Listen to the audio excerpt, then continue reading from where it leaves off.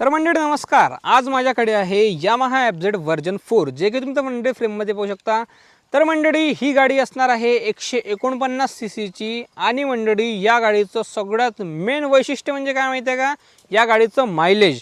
आता मंडळी तुम्ही विचार नसेल केला की 150 CC गाडीची आहे कितीचा ॲव्हरेज देईन, तुम्हाला वाटत असेल 30-35, पण मंडळी ही गाडी मला जवळपास 50 किलोमीटर तिथं नक्कीच मंडळी ॲव्हरेज इथं देत आहे, जे की तुमच्या फ्रेममध्ये मंडळी पाहू शकता.